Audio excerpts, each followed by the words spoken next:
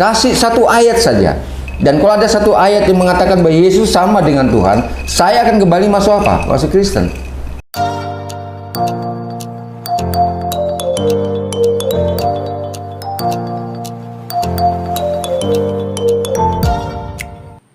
Halo teman-teman, berjumpa lagi dengan Brother Bill. Kembali kita akan menanggapi pernyataan seorang mantan pendeta yang sekarang menjadi mualaf. Dan nama pendeta itu adalah Maxi Daeng. Dan menurut pengakuannya, dia adalah mantan pendeta dari gereja Advent. Beberapa hari lalu, saudara Ipung Atria melaksanakan pertemuan antara para mantan pendeta yang sudah menjadi mualaf. Dan dalam pertemuan itu, Ustadz Ipung ini menanyakan bagaimana pendapat para mantan pendeta ini terhadap Bapak Yance Mumuk yang sudah menjadi mualaf. Dan kali ini pertanyaan pertama ditujukan kepada saudara Maxi Daeng. Berikut ini adalah video tanggapan beliau. Karena selama ini saya perhatikan bahwa ada pendeta-pendeta yang tetap berusaha untuk mempertahankan ajaran-ajaran yang sebenarnya kalau mereka sendiri jujur, kalau mereka sendiri mau mengakui bahwa apa yang mereka ajarkan selama ini memang tidak sesuai dengan ajaran Alkitab atau ajaran kitab yang ada di tangan mereka sendiri.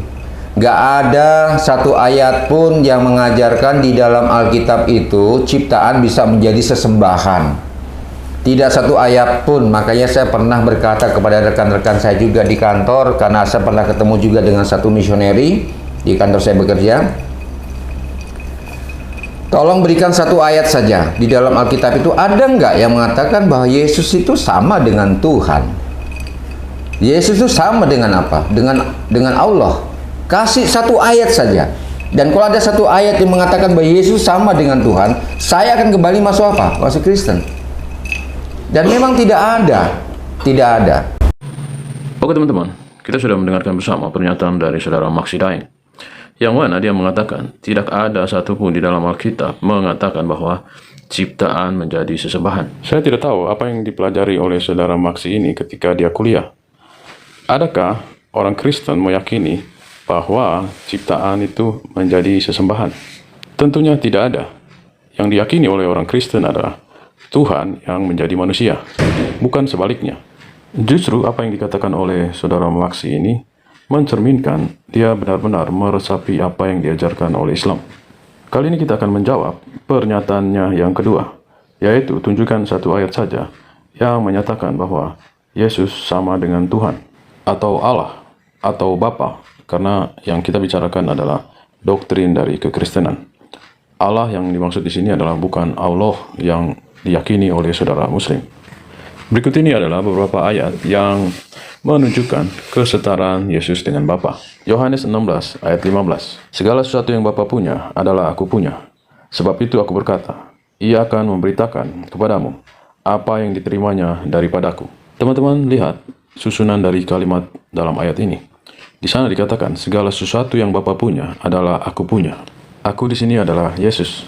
Jika Yesus semata-mata seorang nabi, beranikah seorang nabi mengatakan kalimat seperti di atas? Apa yang Bapa punya, nabi itu punya. Jika Yesus hanya seorang nabi, harusnya bunyi ayat tersebut adalah segala sesuatu yang nabi itu punya, yaitu Yesus, adalah Bapa punya, dan tidak berlaku sebaliknya. Dari ayat ini kita bisa melihat Yesus sedang menyamakan dirinya dengan Bapa. Bukan cuma ayat itu saja, kita bisa buka juga di dalam Yohanes 17 ayat 10. Di sana dikatakan, dan segala milikku adalah milikmu, dan milikmu adalah milikku, dan aku telah dipermuliakan di dalam mereka. Jadi kembali Yesus mengatakan bahwa apa yang menjadi milik Bapa ada miliknya. Dan ini adalah suatu kelancangan jika Yesus hanya seorang nabi. Tidak berhenti di situ, kita bisa buka juga di dalam Yohanes 5 ayat 23. Di sana dikatakan, supaya semua orang menghormati anak, sama seperti mereka menghormati Bapa. Barang siapa tidak menghormati anak, ia juga tidak menghormati Bapa yang mengutus dia. Jadi, dari sini kita juga bisa melihat bahwa Yesus mengatakan bahwa barang siapa menghormati anak, itu sama levelnya seperti mereka menghormati Bapa.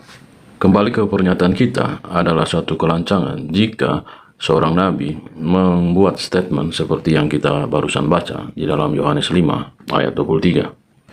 Tidak heran kenapa orang Yahudi ingin membunuh Yesus. Di dalam Yohanes 5 ayat 18 katakan, sebab itu orang-orang Yahudi lebih berusaha lagi membunuhnya, bukan saja karena ia meniadakan hari Sabat, tetapi juga karena ia mengatakan bahwa Allah adalah Bapanya sendiri, dan dengan demikian menyamakan dirinya dengan Allah. Hanya mengatakan bahwa Allah adalah Bapanya sendiri, Yesus berusaha dibunuh oleh orang-orang Yahudi. Karena dengan mengatakan demikian, dia sedang menyamakan diri dengan Allah. Bukan cuma di situ, di Yohanes 10 ayat 33, orang-orang Yahudi juga marah terhadap pernyataan Yesus. Jawab orang-orang Yahudi itu, bukan karena sesuatu pekerjaan baik maka kami mau melempari engkau, melainkan karena engkau menghujat Allah, dan karena engkau, sekalipun hanya seorang manusia saja, menyamakan dirimu dengan Allah. Tidak berhenti di situ, bahkan Ustadz Ipung sendiri menunjukkan ayat yang menguatkan bahwa Yesus adalah satu dengan Bapa. Tetapi saudara Max Daeng ini membuat tafsiran sendiri atas kitab sucinya orang Kristen. Tadi Tuan Guru bilang, tunjukkan ayat yang Yesus seperti Bapa. Nah, ini ayatnya, Yohanes pasal 14 ayat 9. Ya. Nih. Namun engkau tidak mengenal aku, barang siapa telah melihat aku, ia telah melihat Bapa. Betul. Bagaimana itu? Jadi barang siapa yang telah melihat aku, dia telah melihat Bapa. Jadi ini ada beberapa ayat yang mungkin disalah mengerti. Kalau sudah melihat Yesus di zamannya Yesus, pada waktu murid-muridnya berdialog dengan Yesus, barang siapa yang sudah melihat Yesus, maka dia sudah melihat Bapa.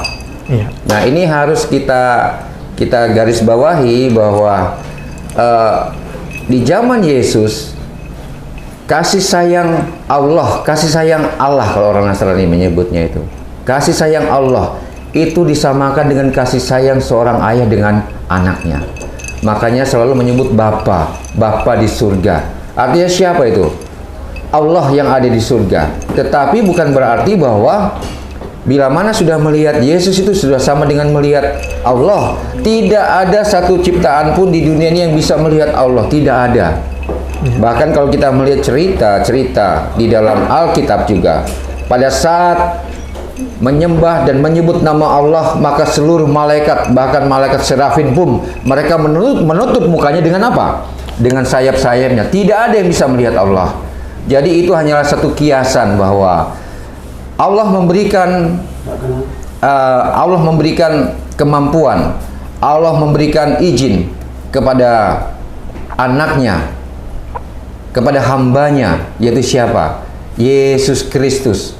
Itu atas seizinnya, dia memberikan apa? Kemampuan dan kesanggupan apa saja atas seizinnya. Tapi bukan berarti bahwa dia itu sama dengan Allah. Tidak akan pernah sama antara Allah dengan siapa? Dengan Yesus sebagai Nabi yang sudah diutus oleh Allah sendiri.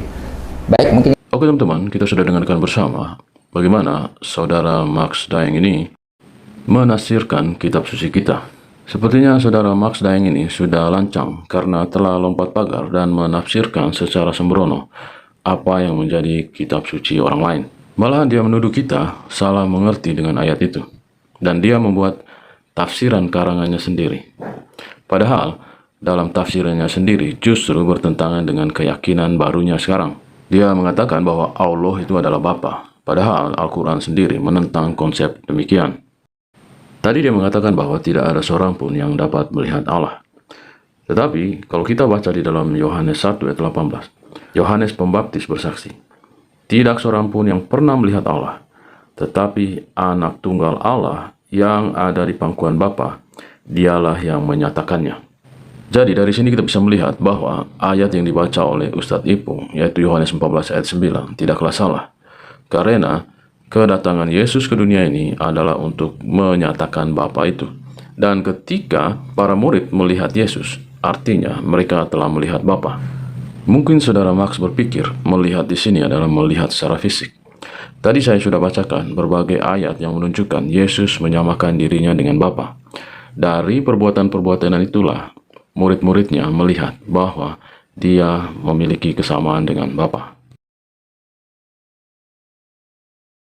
Halo teman-teman, ini ada fitur baru dari YouTube, di mana teman-teman bisa mensupport channel Pil Pahit dengan cara mengklik thanks seperti ini, lalu akan muncul pilihan jumlah nominal yang teman-teman bisa support.